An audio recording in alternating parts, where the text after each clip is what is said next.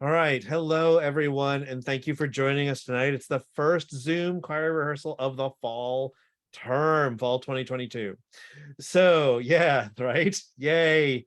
And again, some real masterwork to sink our teeth into for the first time in 3 years. So, just a quick logistical review. I'll be repeating this a lot over the next couple of weeks. As much for myself as for anybody else, because I have trouble keeping them separate. So we meet Mondays at 7 o'clock via Zoom. We will only maintain that for as long as we're learning logistics, probably most of September, and then we'll get rid of the Monday night Zoom, but it's really helpful for logistical information, particularly as new people are joining the choir.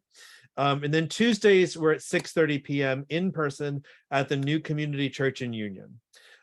Just a reminder about our COVID protocols. Do not attend in-person rehearsal if you have any symptoms, even if you think it's allergies. Do not attend in-person rehearsal. Do talk to me. Do communicate with me so that I can make sure that you're caught up and that you have everything you need to succeed. Also, do not come if you've had a close contact. So for those of you who are new, you'll be getting a fancy schmancy singing mask tomorrow night when we're in person. Please keep track of your mask. It comes with care instructions, and we have a bunch of experts in the choir. But we love our masks. Okay, so the importance of Zoom rehearsals. This is one of the things that came out of the pandemic that I'm really still kind of surprised by. One, I love using Zoom rehearsals to document stuff that is the stuff that people continue to ask again and again and again and again and again through the entire term. What are my breath marks in this movement? What's the concert where? What time is our call time? All those sorts of things. So I try to really focus those sorts of things into Zoom so that we can record them and we can just reference those. And I keep those organized in the Google Classroom so you can reference, okay, that was at the first rehearsal or the second or whatever. The other thing, so that's a logistical thing, but also I love that I can troubleshoot literacy issues better via Zoom than I can in the choir room. For example, altos are always having a problem on this page turn, or tenors are always coming in a beat early here. Normally there's a really good reason for that, or the whole section wouldn't be doing it. And it's really nice to be able to pull up the page of music and say, oh, look what's happening here on the and or in between the beats or whatever, or look at what's here. There's a good reason why you're having that problem. So I love being able to pull up the score for a second, talk about that. I love being able to pull up the score and being able to explain too. Hey, see this funny looking symbol here? That's what this means. See, things that I can't really do very easily in a choir room. I do focus a lot on technique when they're in the choir room, but when we're in the choir room, I'm focusing on vocal technique. That's only really half of choral technique. The other half of choral technique is all things like, how do you mark up your score? Like, how do you tell the meter? How do you do this? How do you do that? And so that's the other part of technique that we do in our Zoom rehearsals. And then there's troubleshooting, like, okay, we're struggling with this. How do we want to attack this? And we do that. And I find it's much more conversant. And people participate in the discussion a little bit more robustly via Zoom than in the choir room, where you feel like you're being eyeballed a little bit more. And so that's the whole purpose of the Zoom rehearsals. They're scheduled for an hour. They never go that long, but I really appreciate the effort in being here in this environment just for a moment, especially again in these initial several weeks while we're beginning to put things together. So lastly, just news, we are still rebuilding, not resuming, but rebuilding. We will be welcoming new singers through the entire month of September. Still actively recruiting for the youth chorale as well, which resumes its rehearsals next week. And then I'll just try to keep you posted on sort of general great band scheduling stuff. But there's a Grease beer choir this Saturday, a Grease movie musical sing-along beer choir. It's a perfect September thing. It's also in honor of Olivia Newton-John. I'm kind of torn about it because I can't be there for a chunk of it because I've got another gig and another commitment at the resort. But the Great Band crew will be there, and it should be a lot of fun. So if you haven't tasted beer choir, it's something that's really, really fun for everybody. Any questions before I move on and we dive into what we're singing next? Okay. We will do group introductions while we're all in the same room tomorrow, by the way. All right, so I wanted to give you some background on Vivaldi and some background on late Italian Baroque and what we're diving into and why we're diving into it. So the Baroque period, it's called Baroque for a reason. It's about, you know, Baroque is a fancy term for saying fancy, you know, really ornamented, really showcasey, really show offy.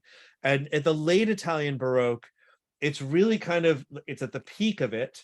There's some really cool things going on, I think personally, more cool things that are going on that are about to than what's about to go on in the classical, with the exception of maybe Beethoven and, you know, Mozart, you know, of course, maybe Haydn I find boring. In any event, in the late Italian Baroque, I just really love it. It's one of my favorite periods, and not least because one, the Catholic Church is really beginning to throw its might behind the music of the time, and after being sort of late to the party on the power of art in particular to engage and inspire. This is sort of the response to the Protestant Reformation. We've now had that for 150 years. Now we want a response to that, and so we end up with this sacred music that really is taking advantage of everything that's on offer in terms of what you can do musically. And that's kind of the whole point of a lot of this music in the late Baroque. And you have examples, you have Handel's Dixit Dominus, and you have Bach's Mass. And, you know, Bach, a Protestant musician, writing a mass in B minor, which, you know, whatever. And it's all about showing off. It's all about showing what I can do and that I have mastered all the different things that there are to master. That's what it's all about. So these pieces, yes, it's a sacred piece, and yes, it's a hymn and it's an expression of faith, but it's also an absolute fun showcase, showing what the composer could do and showing what the singers could do, which is why, for me, it's just some of the most fun stuff to sing and perform. Vivaldi, in particular, is known primarily for his instrumental stuff.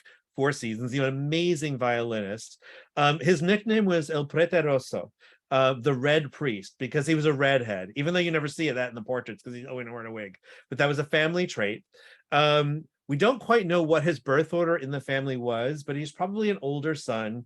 The story is, though, even though he was an older son, that the reason he became a priest was there was either an earthquake or there was problems in the delivery room. And so a bargain was made via prayer: deliver this child safely, and if it's a boy, I'll dedicate him to the priesthood. At some point or whatever, early on, it becomes very clear that Vivaldi is bound to be a priest. And this is not something he's particularly interested in. He does what he's supposed to do. He starts his training at 15. He gets ordained at 25. By 26, the church is like, okay, we're going to find something musical for you to do, because what he was most famous for when he was saying mass was literally interrupting mass to go off stage and write down a musical idea. He just couldn't help himself from composing. And so what they found for him to do was he became the director of instrumental music at a very fancy, very rich orphanage. And it was an orphanage specifically for the illegitimate daughters of noblemen. So daughters that you know, couldn't really be in the line of succession, and yet were beloved and were very well supported. And so this orphanage had a lot of resources and had a spectacular musical program. So it was all about education that would help these women make their way in the world. And so and that has specific reference for the piece we have tonight. The other thing I want to sort of talk about too is Peter Riom. I think it's the way it's pronounced. Riom. I have to do some homework on this. And Riom Verzeichnis. Does anybody know what Riom Verzeichnis is? It is the cataloging system for, so you'll see the Gloria is RV 589. That's Riom Verzeichnis. And this is interesting. So most composers have, you know, Handel has HWV, Handelwerkeverzeichnis. Bach has BWV, and it's normally named on either the composer or the person who did the cataloging. What's really cool about this is that Vivaldi was lost for a really long time. Like, it's within our lifetimes that Vivaldi, or just maybe beyond our lifetimes. 100 years ago, Vivaldi really hadn't been rediscovered properly yet. And so the musicologist who all of his work when it was rediscovered, is still alive. He was born in 1936, and that's his catalog numbers are the ones we use. So that's what RV means. And so the Gloria was written. So he's known as this virtuoso violinist. He's supposed to be managing the instrumental orchestra and doing cool things that inspire the girls and teach the girls and this and that or whatever. But he really doesn't want to be limited. And so the choir master at the orphanage gets sick, and he has the opportunity to fill in. And so in his opportunity, he writes this Gloria. And it's, again, in total late Baroque style. It's meant to showcase what he can do. And it clearly works because he ends up writing a lot more choral music for the Ospedale. But it's designed to be a showcase. So what that means for us as we're diving into it is that it's all about variation. It's all about showing everything he can do. So each movement, as we move movement to movement or chapter by chapter, there's an enormous amount of variation. So tempos always change, movement by movement. Tonality changes in terms of what key we're doing, although we're really staying within D major or something points directly back to D major. But major versus minor changes, and the texture changes. And by the texture, I mean how he's using the instruments and the voices. So we have, like, in the opening movement, it's homophonic, which means it's like a hymn. We're singing all the same things at the same time. We're singing on different notes, but we're singing the same syllables of the same words at the same time, just like you would sing a hymn. Where then immediately after them, we're singing this glorious polyphonic movement, which is my favorite movement in the entire work. So in general, the strings are doubling the choral parts, which makes it an excellent fit for us as a choir. And the oboe and the trumpet, which are the only two non-string instruments other than the continuo, are generally doubling the melodic thematic material or answering in it in sort of an antiphonal way. So that's sort of your overview of the piece and its genesis.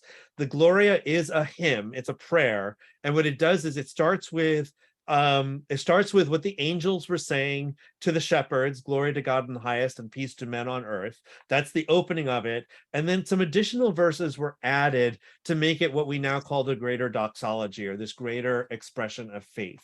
And so for us also, I think it's a great sort of piece for that reason, to sort of usher in the holiday season, because it's not overtly holiday, and we'll be performing this the weekend before Thanksgiving. So just sort of explaining that's where the words come from. So it's one hymn, but he takes one phrase from each hymn and explodes that into an entire movement. So we'll spend an entire 2 or 3 or 4 minute movement just singing the first half of a sentence of this hymn or of this prayer. The last thing I want to mention is that we're doing the orchestra is all professionals, but we're doing an entire community showcase here, which means I'm not hiring professional soloists. And so we still have one solo to cast. I have a backup plan in place if we don't cast it, but I just want to let everybody know. Most of the solos are cast, however. But that's sort of the spirit of what we're doing right now, which is very in line with what Vivaldi would have done with the students in his orphanage. All right, there are 12 movements in the piece.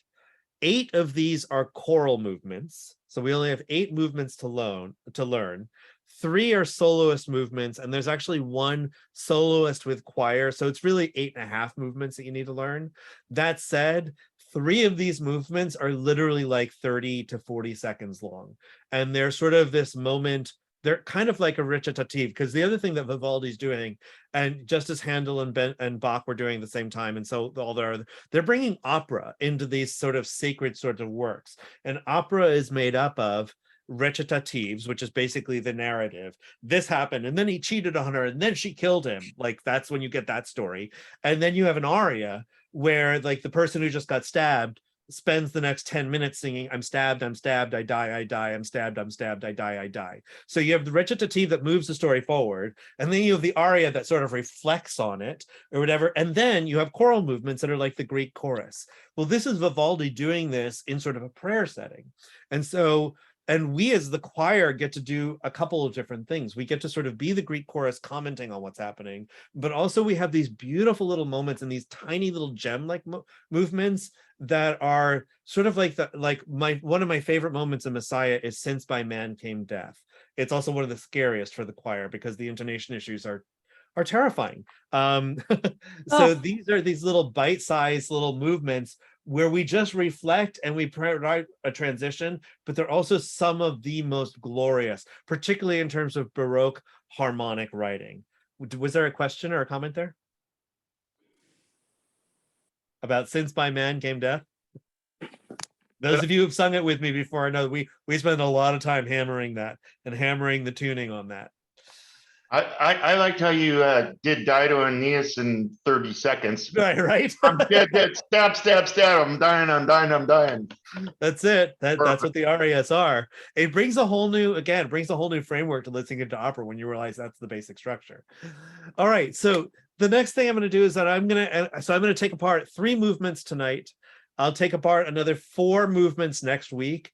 And then you'll have 2 video references that are an overview of what's supposed to be happening in each of these movements. So some of this stuff will be in many different places. For example, I will go through breaths again tomorrow night. They will also be posted in the Google Classroom under the topic about that particular movement. So you can refer back to that. One of the things I love about the Vivaldi Gloria, he totally wrote it with amateur singers in mind. It's just like the more you dive into it, the more I'm like, wow, like I don't even, the breath marks are written in with the rest. Like I don't need to give you anything. Like I just need to sort of, just jump into what he laid down. So in the Gloria, there's really only 3 moments that I suggest you take a look at in terms of making sure you mark in a breath mark. And that is tutti, measure 32 between beats 2 and 3. And then there's a huge breath in the pickup to measure 39 and a huge breath in the pickup to measure 52.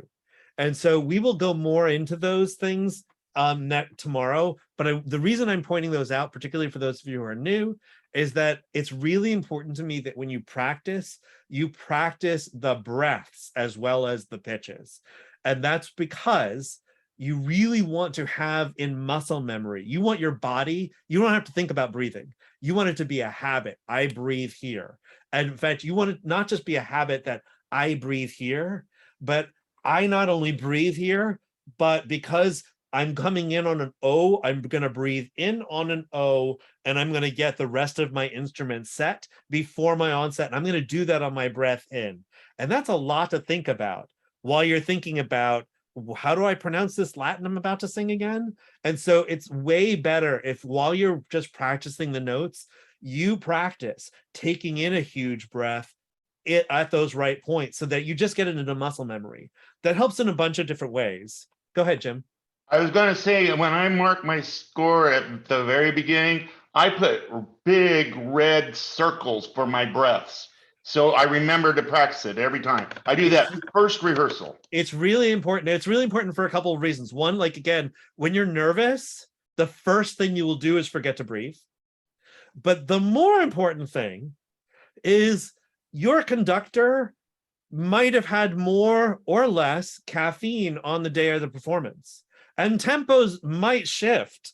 And therefore, and if you have those breaths locked in, that you're just protected against anything else that happens.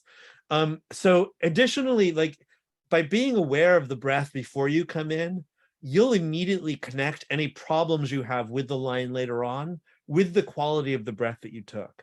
Oh, I didn't get that low enough. Oh, that was shallow. Oh, I got my shoulders involved. Oh, and again, these are things that'll all make sense as we have more and more in-person rehearsals, but these are the things that you want to mark in. So typically a breath is marked in with a check mark or a comma.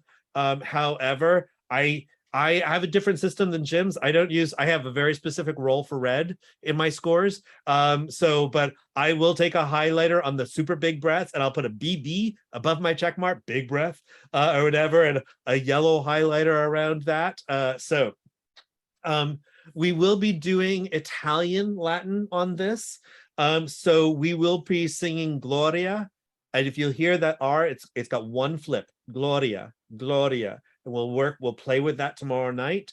In excelsis Deo. I posted a really fun little 4-minute video on why we're pronouncing it that way by a guy who's a linguist who loves going into pronunciation issues. And so he's got a, and it's about the more common Christmas carol, or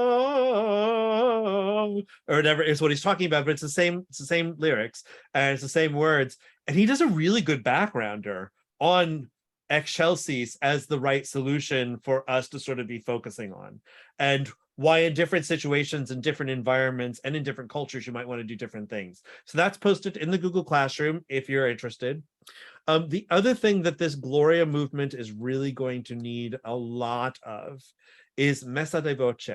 And what that means is you cannot just find your pitch and then sit on it for 8 beats. If that's, if you have 2 tight whole notes. We're not just going, oh, we're not doing that.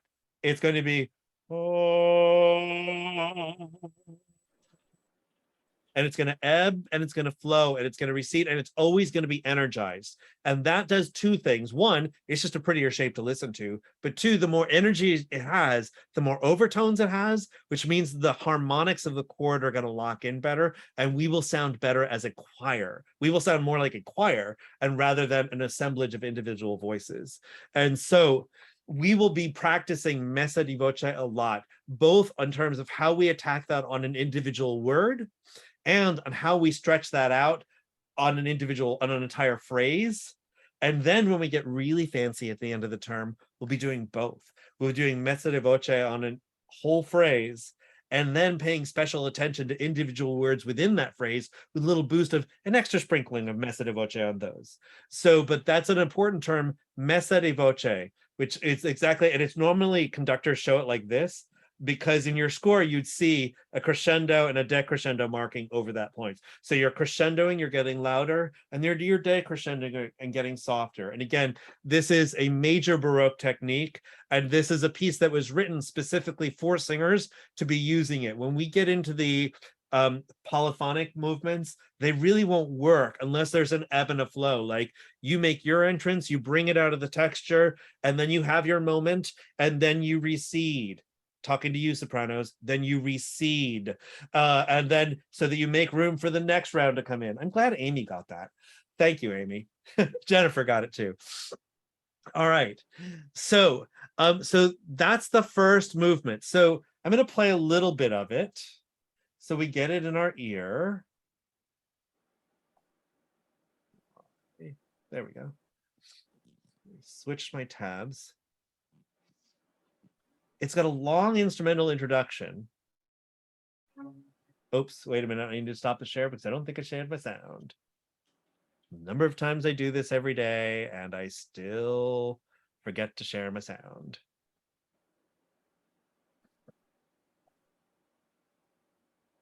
So I've posted this live performance recording in the Google Classroom. It's really good. It's a really, really great performance. So you'll hear this long instrumental intro, and it's this octave. Oh, they're even in Baroque pitch. I love them even more. And it's that octave or whatever. And this is just a pure expression of joy. Like it feels like the strings are just so excited and so happy they can't sit still. They're just bouncing in their seats. And that's the energy that we come into.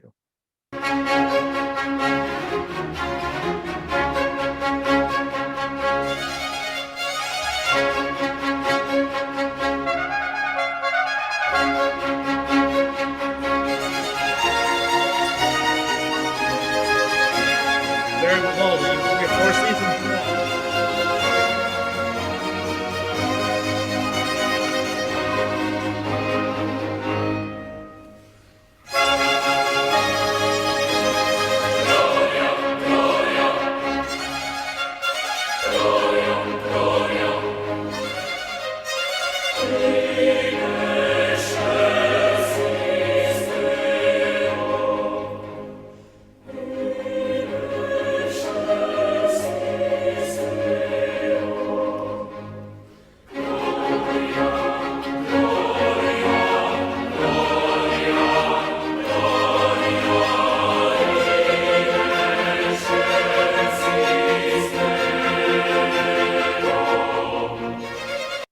Okay, now we're about to get into some really long, gorgeous harmonic phrasing that will explain why here you need to take the big breaths.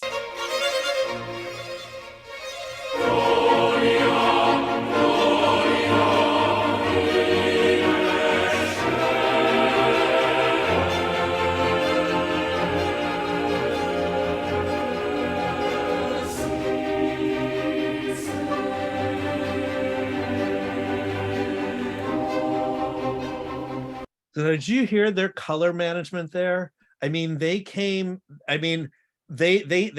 pedaled back, but they didn't lose any energy. They did not sag in tone at all. And on 2 or 3 different syllables, they raised the volume back up again slightly and came back to keep the energy in. It's really deft. And that's what I mean by messa de voce. And so this is a really great example to listen to there. So there, now that you have that in your ear, I want to play you another movement. This is the penultimate movement.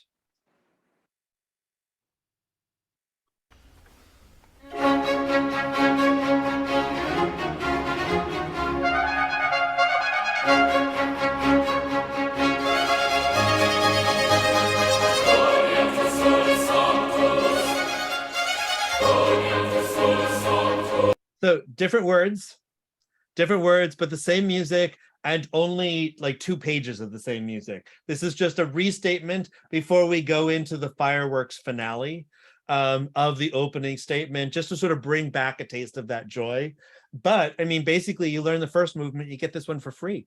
So so those are those 2 movements there. Let me go back to my slide deck and give you some, that gives you some sense of, again, those are the primary techniques. We'll look at some other things, and depending upon how well the ensemble comes together over the next couple of weeks, we might even look at some Baroque ornamentation that we might be able to do as a choir together. But if we can just focus on those things right there, supporting those long lines, keeping our resonance high and focused, and then messa de voce, that would be great. So now, before I move on to the next movement, which is really going to focus on this one thing, I'm going to say this for all the movements.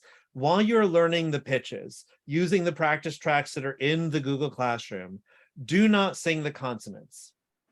Just sing the vowels.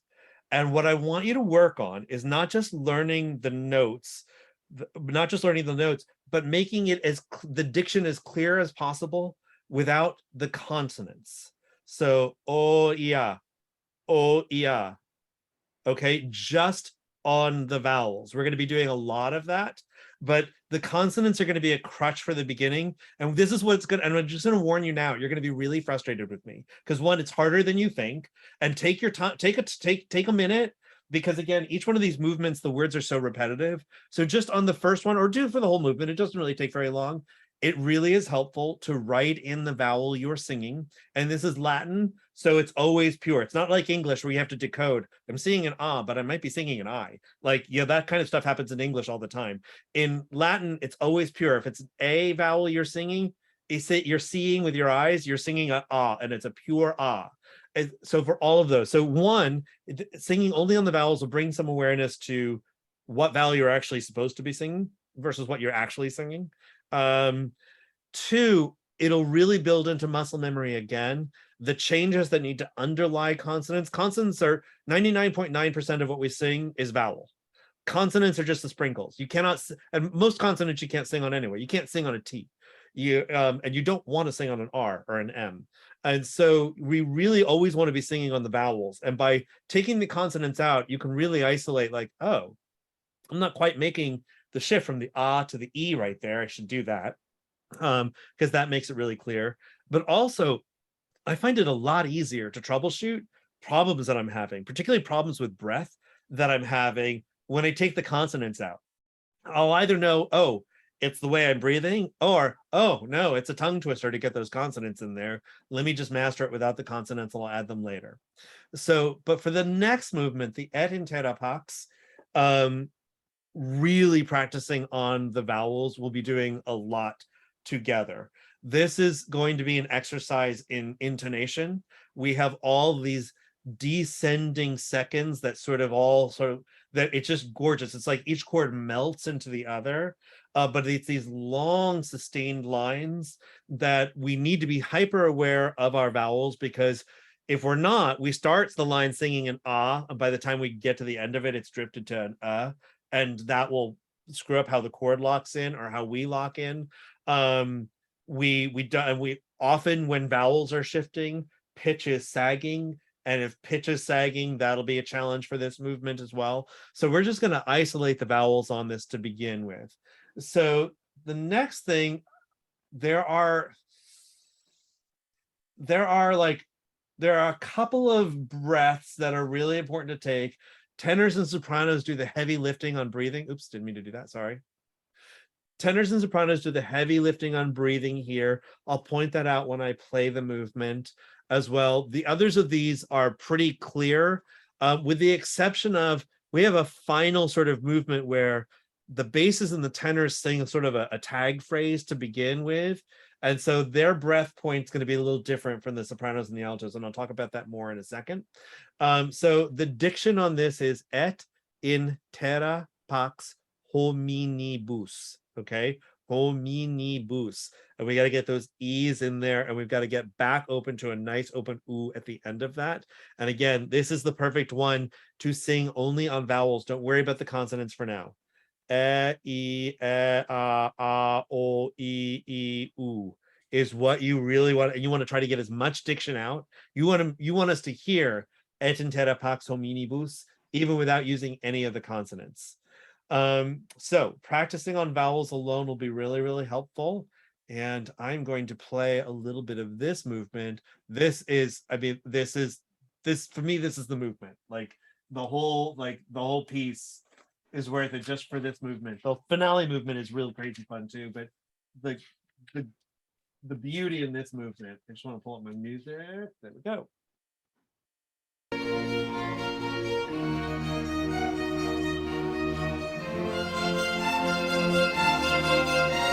Okay, so "And on Earth Peace" is what we're singing here. So peaceful.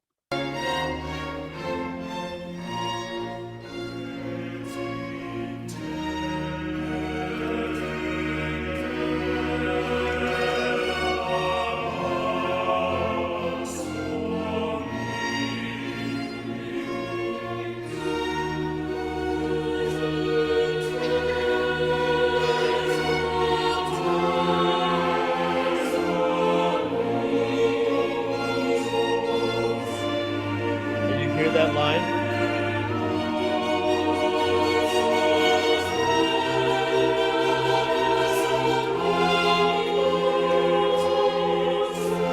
Did you hear that? That one thread in there, that rising line in there. The tenors have it first, and then the sopranos have it afterwards.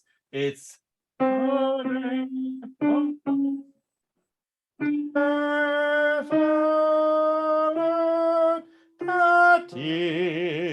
and you hold that over this really long time, and it's getting a half step higher and then a half step higher. That's where you really need that big breath. You need a full tank to have that be supported and to not have the tail end of the phrase sound like you're gasping for air. Even if you're not, we can tell when you are. So you want to avoid that right from the very beginning.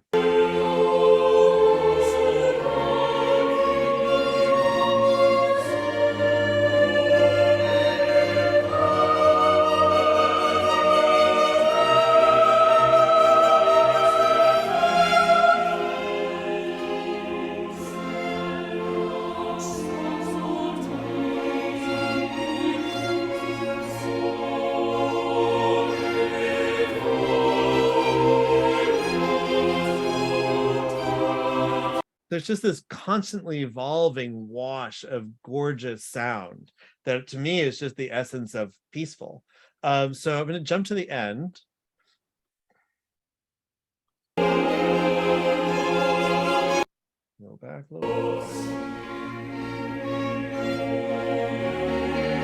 Big breath time.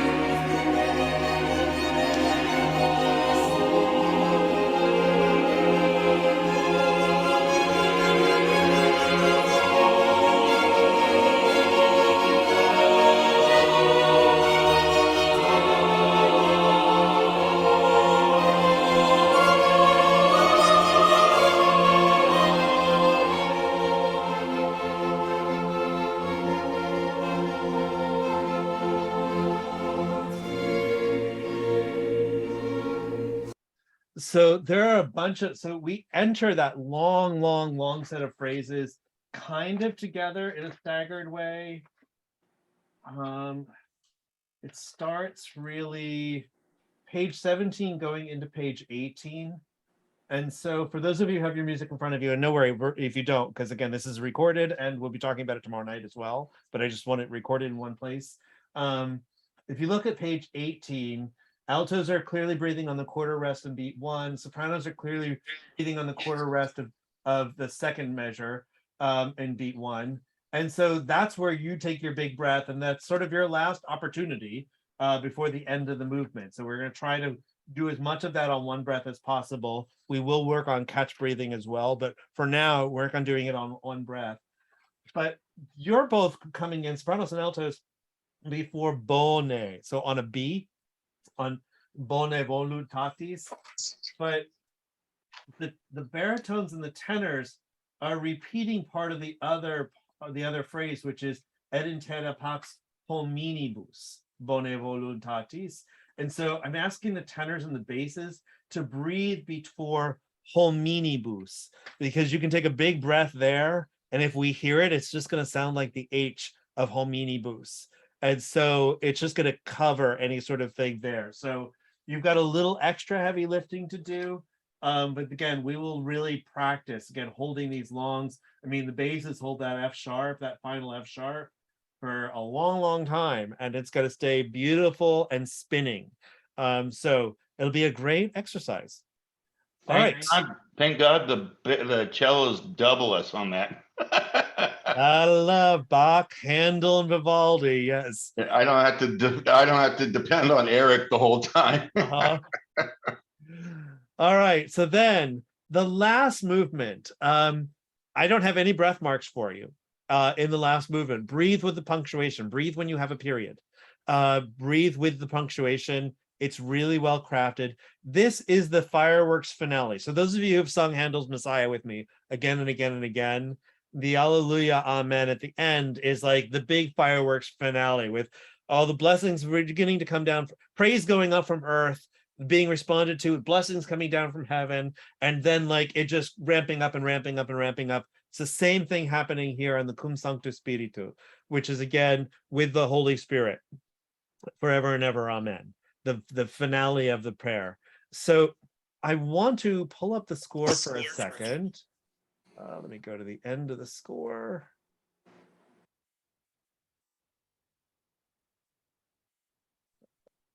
Page 69, right? Yes. Okay. There we go, 65. All right, so anybody confused by that meter? I just want to check in about it here. It's 4/2. So how many beats per measure do we have? We're in 4. Yeah, we're still in 4. But rather than counting by quarter notes, or rather than giving the quarter note the beat, we're giving the half note the beat. And I just want to point that out so it doesn't confuse you. That's it. So there's lots of theory behind why it was set this way. We can talk about more of that when we're in person. The only thing I just don't want it to be confusing that we're suddenly in 4 in a way that we're not used to seeing 4. So instead of there being 4 quarter notes per measure, there are going to be 4 half notes per measure. And so it's just it creates a little more space, a little more opening. It's not the kind of movement where you would normally see that, because this is, normally you'd see this kind of more going to more open notes or whatever in something that's a slower movement that creates more of a sense of space. This is not a slow movement, and we will not be doing, if you've sung with me, I like to take things like John Elliott Gardner is always like, that's too fast, Matthew, but it's really exciting.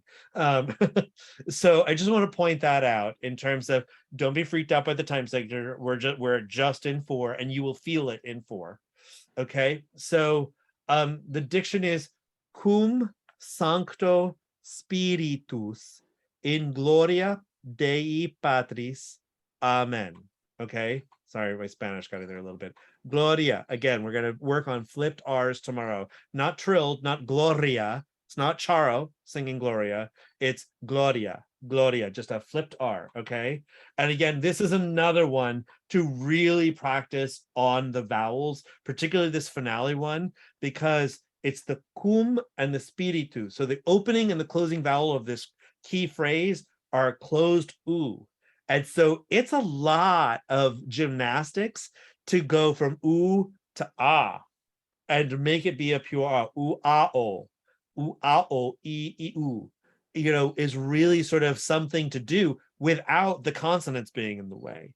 So practice it for a little bit without the consonants being in the way. And let me play you a little of that before we wrap up for the night.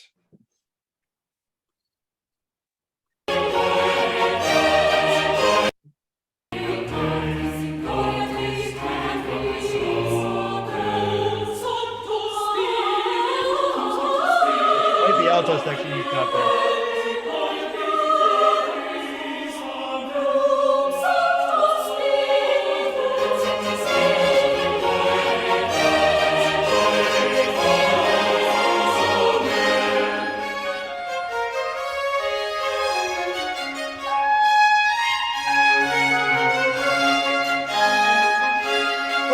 Student trumpet playing too. Some people could say that's an oxymoron.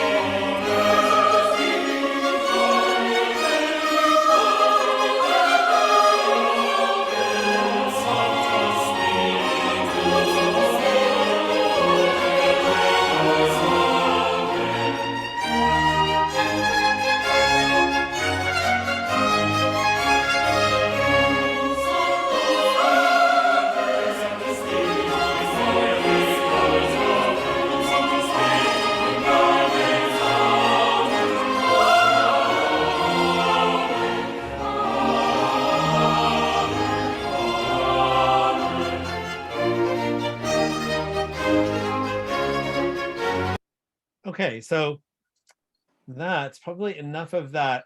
I will continue to post recordings that I really like of this, so you can listen to different things, because one of my favorite things about Baroque music is that it was also designed more than any other era to be interpreted. So there's no real right or wrong. I mean, there are right and wrong ways to do it, but like there's so much flexibility, and so it's really cool to hear how different conductors interpret it in different ways to bring out certain things. So some of the things we will be really diving into, though, I'm a detail guy. So like, for example, because like the whole structure of this thing is we're just going to take these 4 words of the prayer and we're going to spend 4 minutes singing them. There's a lot of repetition. And so that gives us a lot of opportunity to like, okay, on the first repetition, we're going to do it this way. On the second repetition, we're going to do it this way. On the third repetition, we're going to do it this way. That's something I really would like to get into. So, and we should have plenty of time. This is only a half hour's worth of music, and I have other things in my back pocket, but I'm more invested because I'm more invested in us nailing this 30 minutes and really having the detail and the nuance and the finesse of this 30 minutes than I am in adding more to it, even though I do have a couple of pieces that I'm hoping we will be collaborating with the youth chorale that fit right into this, some little handle as well. If we get enough, if we get enough singers in the youth chorale, struggling right there to rebuild the youth chorale post-pandemic. So if you've got friends or kids who have any interest, again, like the adult choir, it's non-auditioned. And it's all about teaching all of the fundamental techniques and musicianship that you need to succeed. So would welcome lots of kids there. But I really, because we're singing masked, I really don't want to go beyond an hour for a concert because I don't know what that's going to be like, right? Like things are different, and it's one thing to rehearse for a couple of hours in rehearsal with it, but the energy is different at a concert. And concerts are often too, like concert weeks are exhausting. We're tired by the time we get there. It's always like the Friday opening night's always crazy. Parents are trying to get kids fed and off to babysitters before they make their call or whatever. And then to sing for hours with a mask on felt like a heavy lift while we're still figuring out how to be masked. But we will be masked. The orchestra will be masked. We won't be asking the audience to be masked, although we will be encouraging it. Go ahead, Lisa. Yeah, I'm just wondering, what are the conditions under which ever, if ever, we won't be masked? Like, what's the goal line, for God's sake? Well, it's not like Because right now. COVID's not going away. Yeah, COVID's not going away. Right now, case counts are uncomfortably high. Like right now, according to the state website, I just checked right before this, 9% of our hospital beds are taken up with COVID patients. And again, it's the 1-2 punch, right? Like this isn't just like we're all getting to the place where we're making our own individual choices about like going out to eat and being whatever. And I totally respect that and support that. And I'm making a lot of the same decisions. But the thing is, choral singing is literally the most dangerous thing you could do, during a pandemic. Like, and the technique I teach, particularly in terms of like all the breath stuff that we're going to be hammering about getting things low. Like I can show you study after study after study where that shows that creates exactly the right aerosols to spread it, which Yeah. is why Matthew, fires are so key to super spreader events. yeah, and I'm not even Yeah. I'm not even really asking about that because you've told us that before. And so I understand. So my question is actually a different one. And that is, what do the numbers have to be, or what does this have to be, or what does that have to be before, I like I think numbers would, speculation? Because if think- there's no end yeah. point, then I need to know that, so I'll stop thinking that at some point I should be expecting an end point. I can tell you, I feel exactly the same way. I don't have a good answer for that right now. I don't. No, Jennifer, but do you have any insight? I'm just saying, I mean, there's got to be something like, okay, well, if only 2% beds, if only, there's got to be a number at which somebody says, okay, we're not going to do this anymore. And if everyone keeps saying, oh, I can't give you that number, that's absurd. That means we're actually never going to stop doing it if no one's ever going to give a number. And I understand that you understand the frustration, but I think it needs to be said so that somebody can at least say something different other than don't know yet. Yeah, I mean, I had this exact conversation with Jennifer here several months ago. I'm like, is anybody like using any benchmarks about like hospitalization levels or anything to sort of govern what their policy is? And the answer was, and this was last like March or April, and the answer then was no. And Jennifer relayed some conversations she'd had in her church choir along those lines as well. And and since then, part of it is again like part of it is the contagiousness of the different variants and how different they are. BA5, which is what we have now, is completely differently contagious than Delta was a year ago. And so that's part of the other thing. Like I'm frustrated because the virus keeps changing the goalposts on us. So there's that. And this is where I've gotten to. I've tried to stop thinking about that end game, because where I had to get to is like, COVID is not going to stop COVIDing, and I need to figure out how to have a choir in the middle of it. So Right, but if it also, I mean, the thing, yeah, so I get that as well. But if it keeps changing and then people are not having as bad as symptoms and it actually turns into something that's more like a cold, but we're still calling it COVID and we're going to wear masks. I mean, are we going to wear masks because we don't, people can't have colds anymore? There's more to it than that. I agree. Sorry. Yeah, go ahead, Jennifer. Well, I definitely, as a clinician, would push back that what we're seeing is like a cold, because if people are fully vaxxed and boosted. No, I didn't say that. I said if it continues like that and people get less serious. We certainly could be at an if. Yeah, we certainly could be at an if. So yeah, I mean, I hope that that's the direction that we go. Right now, again, the data I'm seeing is not making me feel reassured, and it's not just about.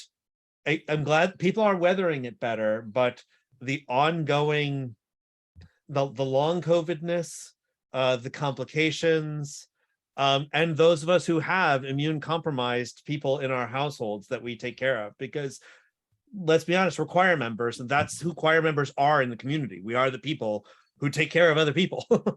And so it's really thorny, and it is not something I ever thought I'd be the point of the spear on managing. Getting Well, that you doctoral degree basically in choral answered my conducting. question, and I appreciate that. No, and I appreciate you creating transparency on it, because it's frustrating, and it's frustrating for all of us.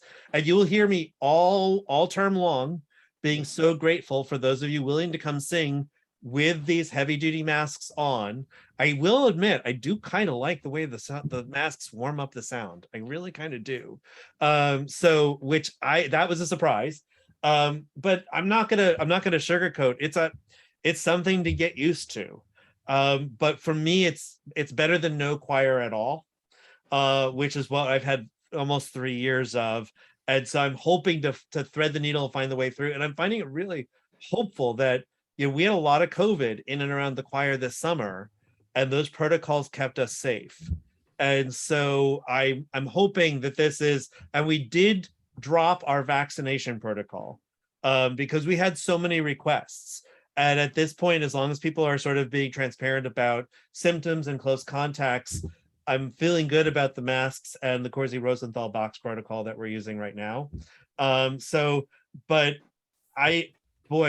I just want you to know, like, I would just so love to be at a place where I can just say, no, this is the way it's going to be, and this is what we just need to prepare ourselves for. But it could get easier, it could get worse. I just don't know. Like, we don't have a spring term planned, because I don't know. Like, right now we're planning a fall term, because case counts are lowest right now that they have been since January. But they didn't go low like they did last summer, like where we had almost no community spread. We've had an enormous amount of community spread all summer long. It's played really, really steady. It's only begun to drop in the last about 2.5 weeks. And this is right, and kids just went back to school. So those numbers are going to be going right back up. And so I'm hoping we can coast into the counts being lowest now, and coast as they rise, and then see where we are at November, and decide what we're going to do about a term in the new year at that point, which is so frustrating. But it's a start, and it's a start of taking choir back from COVID. So, All right, thanks. yeah, thank you for bringing it up. Any other thoughts or questions? Anything else for the good of the order? Hey, All what's right. up? I have a Go ahead, question. Amy. What's up with the trumpet in that orchestra? That was a Baroque trumpet. Cool, right? Yeah, I saw one of those before. Yeah, more like a bugle, no valves, harder to play. Yeah. And he was really doing a good job. It had such a rich tone. It really did. It's great. We are really lucky in Seattle to have an amazing Baroque trumpet player as well. We were in grad school together. He's one of the best on the West Coast. He gets called all over the world. Eric, did you have a question? No. Me? No. Yeah. Okay. All right. Well, tomorrow night, 6:30 downbeat, which means you arrive at what time? 6:15. Thank you. So, Bye. so we will dive right in. We will definitely do the 4 movements that I talked about tonight, tomorrow. I always like to start with the hardest thing, which is the finale movement. But we will start with those opening movements, go from there. And then depending upon our stamina, we may do a little more. We'll go from there and see how it feels, but we'll work up our stamina gradually. Erin. I have 3 written down, 1, 2, and 12. And 11 as well. Okay. But 11 is that really short one. That's just a paraphrase of 1. So, and Erin asked me 2 weeks ago, which ones are we going to prioritize? And I can tell you, I worked on this for like a solid, like, I don't know, 3 or 4 days, about a week ago. And I was like, I'm not sure on this one, primarily because the thing is so accessible. It's a great piece for us to be rebuilding the choir community around. It's really, really a great piece for that. And we're going to sound terrific. We're going to sound really, really terrific. So, all right, Sarah and Laura, any questions from you guys? Again, thank you for joining us. We'll do more introductions tomorrow. And I'll tell you, we're going to do a little bit of an icebreaker tomorrow. And I'm going to ask everybody to give one interesting musical fact about yourself. So you can think about that between now and tomorrow night. All right. I look forward to seeing you all tomorrow. Thank you for the time tonight. And give me a shout during the day if you have any trouble getting your music printed for tomorrow. All right, take care. Good night. Bye.